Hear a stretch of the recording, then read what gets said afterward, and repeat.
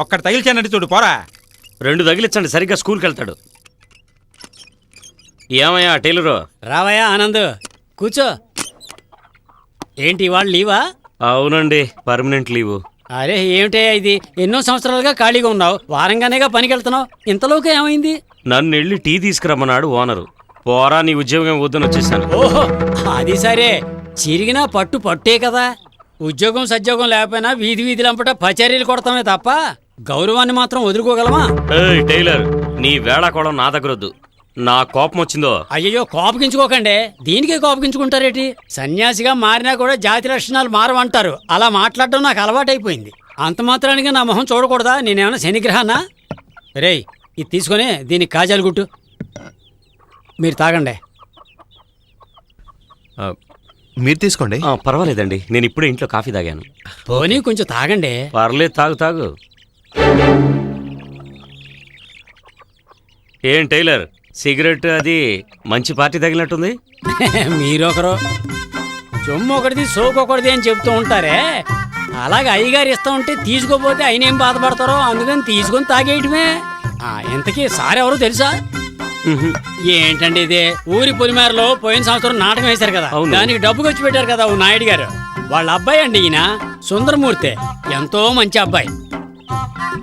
Hello. ఎవ్వరికి ఏది లేదని చెప్పేది లేదు.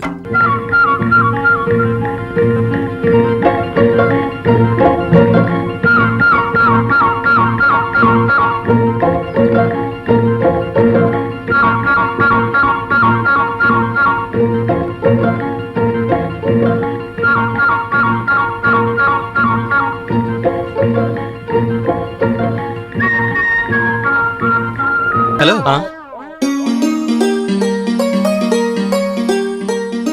ఆనంద్ ఏంటయ్యా ఇది, తర్వాత కదా ఏంటి రాయాలి ఎలా రాయాలి అని ఆలోచిస్తున్నావా?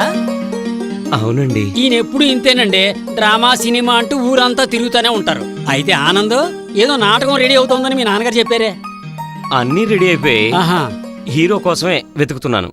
ఏమండి మన పవన్కి ఏమైంది? వాడితో కుదరదులేండి. 50 రూపాయలు ఇస్తాడట, పైగా 2 డ్యూయెట్లు కావాలట. 200 ఇస్తే మాట్లాడు, లేకపోతే వెళ్ళమన్నాను. అది సరేలేండి, కథానాయకుని తయారు చేయడం సాధారణ విషయమా? అందులోనూ 2 డ్యూయెట్లు ఉండాలంటున్నారు. 200 కూడా ఇవ్వలేడట. నువ్వు ఇంకా ఎక్కువ అడిగి ఉండొచ్చు ఆనంద్.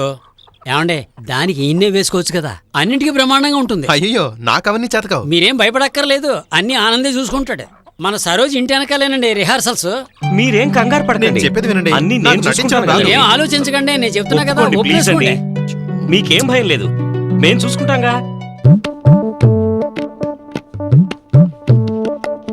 అమ్మాయికి ఇంతకు ముందే నాటకంలో అనుభవం అది ఉందా? అదేంటి అంత మాట అనేశారు?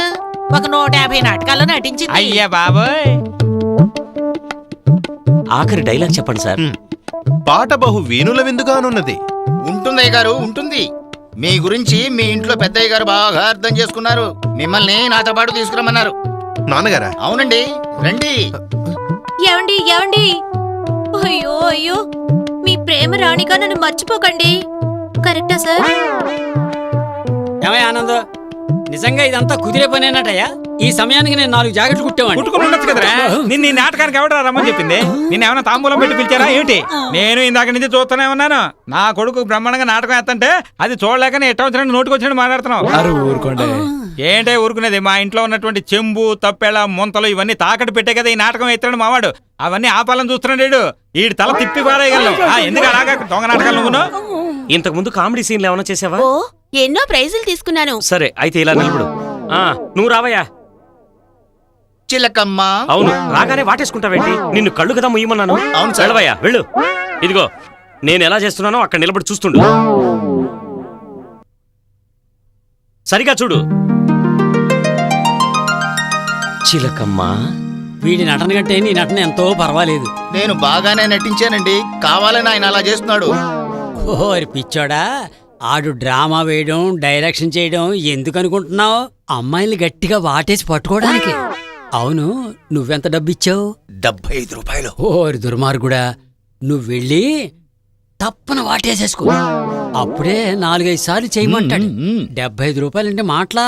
వెళ్ళు పట్టుకో. ఇలా రా, చూసావుగా నేను ఎలా చేశానో అలాగే చేయాలి. ఇటివు, ఇక్కడ నిలబడు. చూడుమా నేను ఇప్పుడు ఎలా చేశానో చూశారుగా ఆ? ఒకసారి చేసి చూపెట్టు.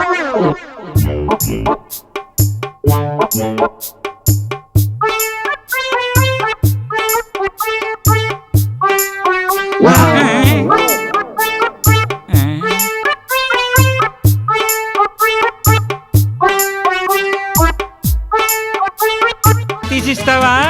ఆహా ఆనంద్, ఏదో కష్టపడకుండా వచ్చిన డబ్బులను మాత్రం నువ్వు అనుకోకురా.